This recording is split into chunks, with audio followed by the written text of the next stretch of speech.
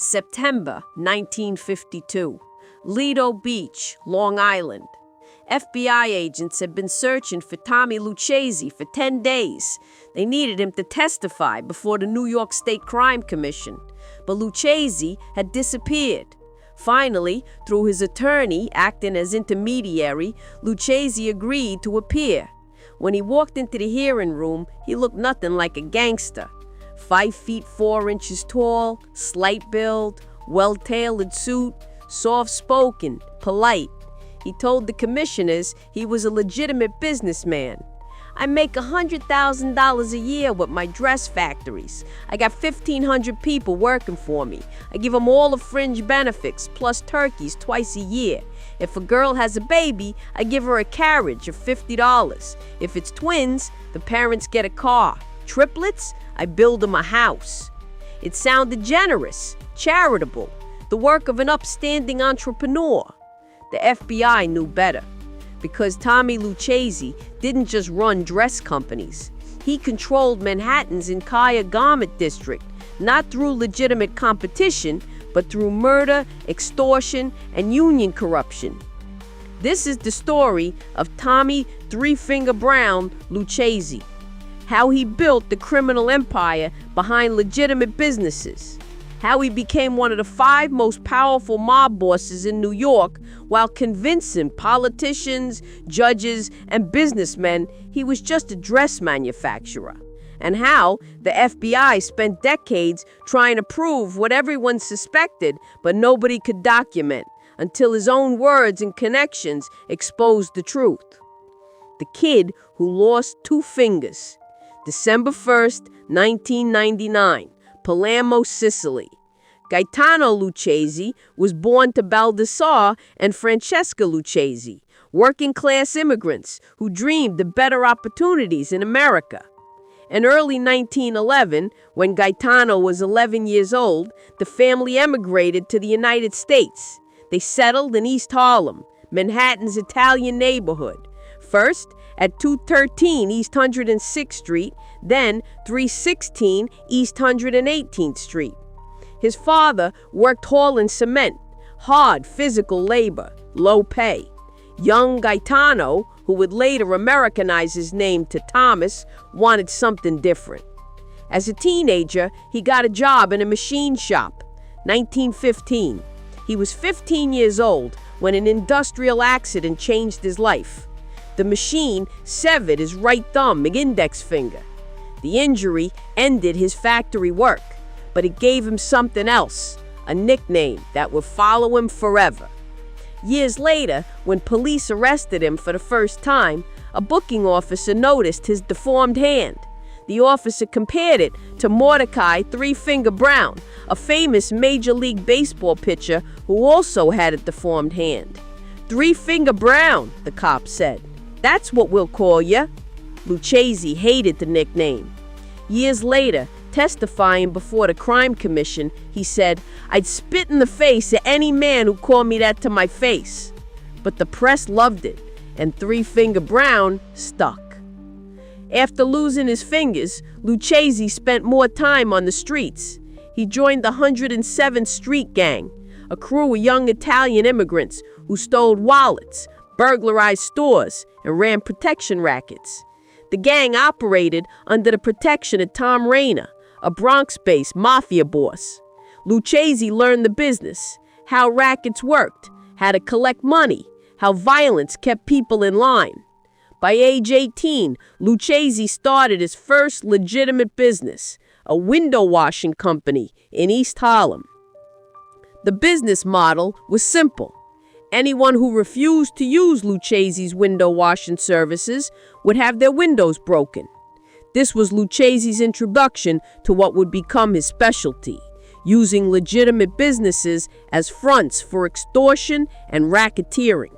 The only conviction, 1920, Riverhead, Long Island. Police arrested Lucchese for stealing a car, grand larceny. January 1921, he was convicted. March 27, 1922, he was sentenced to 3 years and 9 months in Sing Sing prison. Lucchese served 13 months. Model prisoner. paroled early. It would be his only conviction, ever. Over the mixed 45 years, Lucchese was arrested 5 more times. Murder charges, theft, possession of stolen goods, homicide again. 0 convictions. When he was released from Sing Sing in 1923, Prohibition was in full swing. His old friends, Charlie Lucky Luciano, Frank Costello, Meyer Lansky, had partnered with Arnold Rothstein to sell bootleg alcohol. Lucchese joined them. During the 1920s and early 30s, Lucchese rose through the ranks of Tom Rainer's organization. He became a strong ally of Luciano. He participated in a Castelli-Marese War, the bloody power struggle that reshaped New York's Mafia families.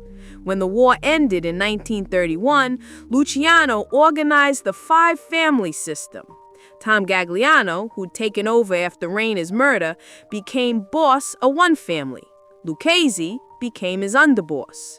For the next 20 years, Lucchese would be second in command, learning, planning, building the empire he'd one day control.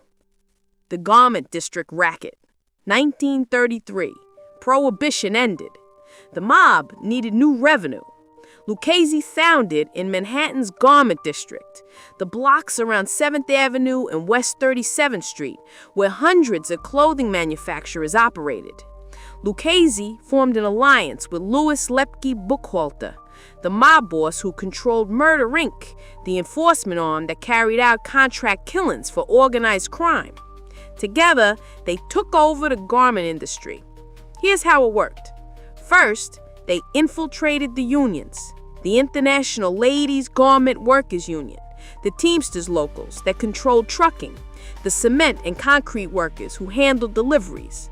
Lucchese and Buchhalter placed their own people in leadership positions, union officials who answered to the mob, not the workers. Second, they controlled the trucking. If a garment manufacturer wanted to ship their products, they used mob-connected trucking companies. If they refused, the Teamsters would strike, production would stop, the manufacturer would lose contracts.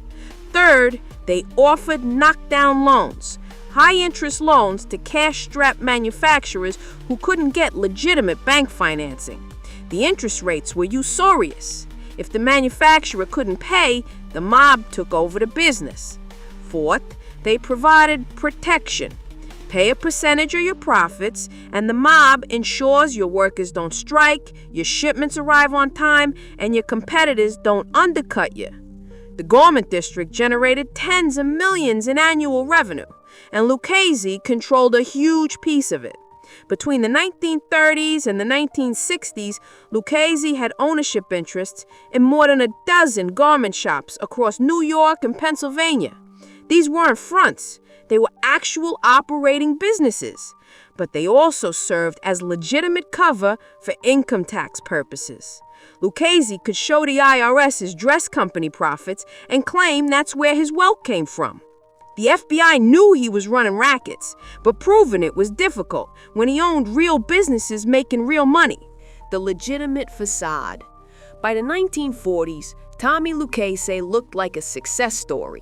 He lived in Queens, then moved to a ranch-style home at 74 Royat Street in Lido Beach, Long Island. Nice house, respectable neighborhood, nothing ostentatious. His daughter Frances attended Vassar College. His son joined the Air Force after attending West Point. Lucchese attended charity dinners. He bought blocks of tickets to events like the Friendly Sons of St. Patrick Dinner and the Alfred E. Smith Memorial Fund. Judges, politicians, and businessmen considered him a friend. One federal judge later said Lucchese had impressed him as an agreeable little man who rarely said anything. Mayor Impellitteri of New York was among Lucchese's supporters. So was Thomas Murphy, who would become New York City's police commissioner. Lucchese had connections to Armand Chankalian, administrative assistant to the U.S. Attorney for the Southern District of New York. Think about that. The top federal law enforcement office in Manhattan had an assistant who was personal friends with a mafia boss. Cencalian later testified he didn't realize Lucchese had a criminal past until 1950. Then he claimed he told Lucchese, "I introduced you to some very nice people, and I owe an obligation to them. I'm sorry, I can't see you anymore." But investigators found Cencalian's car parked in front of Lucchese's house multiple times after that supposed break. Cencalian claimed he didn't recall why he'd been there. Lucchese's political connections were his greatest asset. They gave him legitimacy, protected him from prosecution, allowed him to operate his rackets while maintaining the facade of a respectable businessman. In 1943, those connections paid off. Lucchese became a naturalized American citizen. He also obtained a certificate of good conduct that expunged his arrest record from 20 years earlier. On paper, Tommy Lucchese was clean. The boss. 1951 or 1952, Tom Gagliano died of natural causes. The exact date is disputed. Some sources say 1951, others 1953. But during the 1952 questioning, Lucchese referred to Gagliano as deceased, which suggests 1951 or early 1952. Lucchese had been underboss for 22 years. He was the obvious successor. The family took his name, the Lucchese crime family. As boss, Lucchese concentrated on core Cosa Nostra values, making money, keeping a low profile, avoiding prosecution.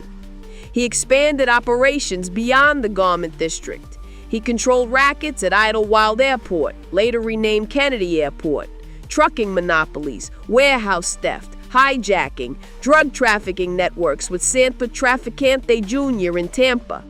He appointed Stefano LaSalle as underboss and Vincenzo Rao as consigliere. In 1953, Lucchese's daughter Frances married Thomas Gambino, oldest son of Carlo Gambino, who was then underboss of what would become the Gambino family. Over 1,000 guests attended the wedding. It was a who's who of American organized crime. Carlo Gambino gave Lucchese a $30,000 wedding gift. In return, Lucchese gave Gambino a share of his airport rackets. The marriage created an alliance between two of New York's 5 families, an alliance that would dominate the commission for the next 15 years. A Treasury agent of that era wrote, "Gaetano Lucchese has become as dangerous a character, if not more so, than Costello in his heyday." After Frank Costello's embarrassing appearance before the Kefauver Committee destroyed his political connections, Lucchese replaced him as the mob's primary political fixer. Kefauver Committee counsel Rudolph Halley said, "Nationally, I'd say that Lucchese is the big boss." But Lucchese still maintained his dress company cover.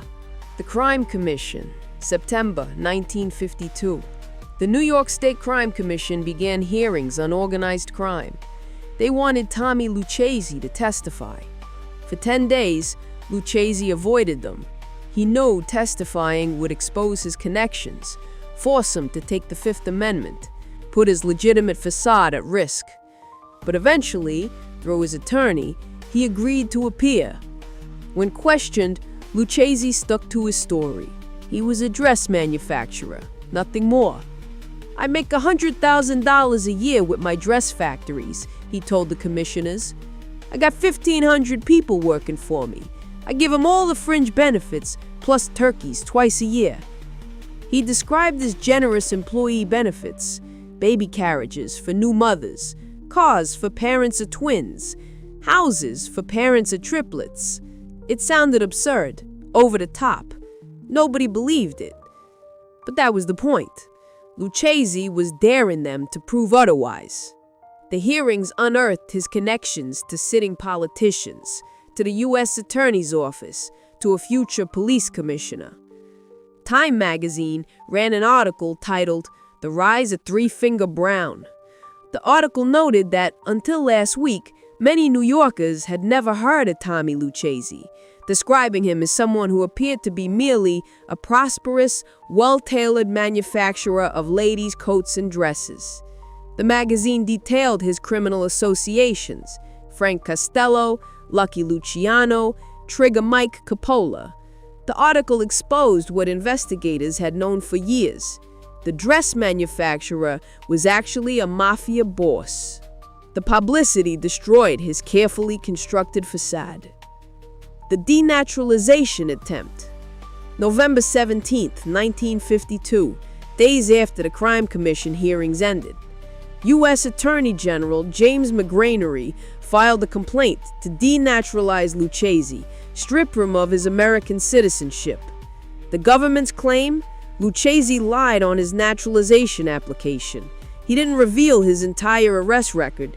He deliberately left out homicide charges. He used multiple aliases that he failed to disclose. If the government succeeded, they could deport him back to Italy.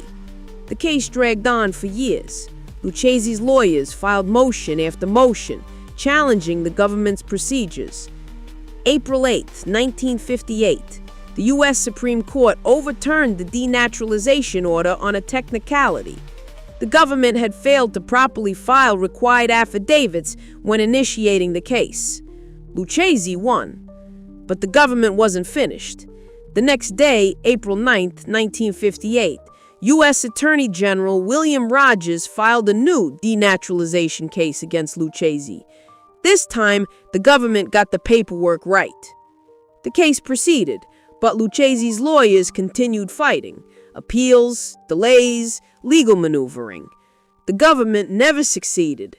Lucchese was never denaturalized, never deported. He died an American citizen. The proof they couldn't get. The FBI investigated Lucchese for decades. They knew he was running criminal operations. They documented his connections to other mob bosses. They tracked his rackets in the garment district, airports, and unions. But they couldn't prove it in court. Why? Because Lucchese actually owned legitimate businesses. His dress companies were real. They employed real workers. They generated real revenue. They paid taxes. Yes, those businesses also served as fronts for extortion and racketeering. Yes, Lucchese used them to launder criminal proceeds. Yes, the union control and trucking monopolies were illegal. But separating the legitimate business from the criminal activity was nearly impossible. When prosecutors accused Lucchese of extortion, he could point to his dress factories and say, "I'm a businessman. I own these companies. I make legitimate money." When the IRS investigated his income, he had tax returns showing earnings from Monica Modes Inc. and other garment businesses. His lifestyle matched his declared income. Nice house, but not excessive. No yachts, no mansions, nothing obviously criminal. And Lucchese was careful. He didn't personally commit murders. He didn't personally collect extortion money. He didn't personally shake down business owners. He had people for that. The FBI also faced another problem. Witnesses wouldn't talk. Garment district business owners were terrified of retaliation. Union members know what happened to people who cooperated with authorities. Lucchese's own organization was tight-knit and loyal. And Lucchese's political connections protected him. Prosecutors who got too aggressive found themselves transferred. Investigations stalled. Cases fell apart. In the early 1960s, the federal government tried one more time, tax evasion charges. They'd gotten Al Capone that way in 1931. Maybe they could get Lucchese the same way. But Lucchese's health deteriorated before the case could proceed.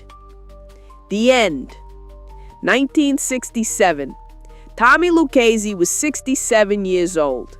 He'd been suffering from heart disease for years. Then, doctors discovered a brain tumor. He underwent surgery, but he never fully recovered. July 13, 1967, Lucchese died at his Long Island estate, in his own bed, surrounded by family.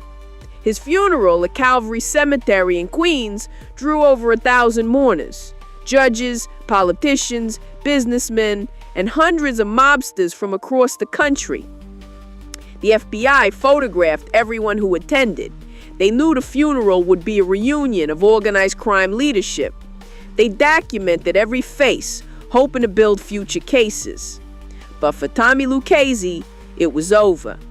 He'd run one of the New York's 5 families for 16 years as boss, 22 years as underboss before that, 38 years at the top of organized crime. He'd controlled the garment district for over 30 years, made tens of millions of dollars, influenced mayors, judges, and federal officials. And despite being arrested 6 times, including twice for homicide, he'd only been convicted once. Auto theft in 1921, served 13 months. In 46 years of criminal activity after his release from Sing Sing, Tommy Lucchese never spent another day in prison. He died a free man, a naturalized American citizen, officially a dress manufacturer. Why the facade worked. Tommy Lucchese succeeded where flashier bosses failed because he understood a simple truth. Legitimacy is the best disguise. Sam Giancana dated Phyllis McGuire and hung out at nightclubs. The FBI followed him everywhere. John Gotti wore expensive suits and held court at the Raven Night Social Club. He was convicted and died in prison. Lucchese ran dress factories, lived quietly on Long Island, acted like a boring businessman.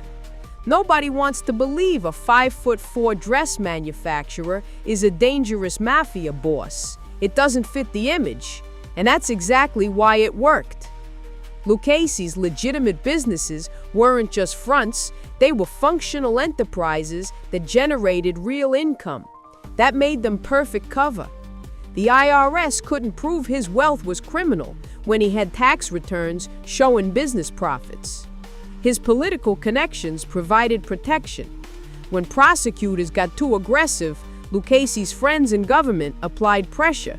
Cases stalled, investigations went nowhere. His low profile kept him out of the headlines. While other bosses drew attention, Lucchese stayed quiet. No flashy lifestyle, no public confrontations, no mistakes. And his patience paid off. Lucchese never made impulsive decisions. He thought long-term. He built systems that would outlast any individual prosecution. The FBI spent decades investigating him. They know he was guilty. They documented his crimes. They built files. But they never got him. In 1952, when Tommy Lucchese sat before the Crime Commission, he told them, "I make $100,000 a year with my dress factories." It was technically true. He did own dress factories. They did make money. What he didn't mention, those factories were built on union corruption, extortion, and decades of racketeering. The trucking companies that delivered fabric were mob-controlled. The unions that supplied workers answered to him. The loans that financed competitors came with interest rates that destroyed them. The dress company was real, but it was also a front, and the FBI knew it. They investigated for decades. They exposed his connections. They filed denaturalization cases. They pursued tax charges. They never made it stick. When Lucchese died in 1967, the New York Times obituary described him as the reputed head of one of New York's 5 mafia families. Reputed, not proven. That word, reputed, defined Lucchese's entire career. Everyone knew what he was. Nobody could prove it in court. He built an empire behind dress companies and legitimate businesses. He controlled one of the most powerful criminal organizations in America while maintaining the facade of a respectable entrepreneur. And he died having never served significant prison time. The FBI realized long ago that Tommy Lucchese's dress company was a front. But realizing it and proving it were 2 different things. Lucchese understood that. And he used America's legal system, the presumption of innocence, the requirement of proof beyond reasonable doubt, the right to competent legal defense, to protect himself for 46 years. The dress manufacturer was a mafia boss, but on paper, he was just a businessman. And in America, that was enough.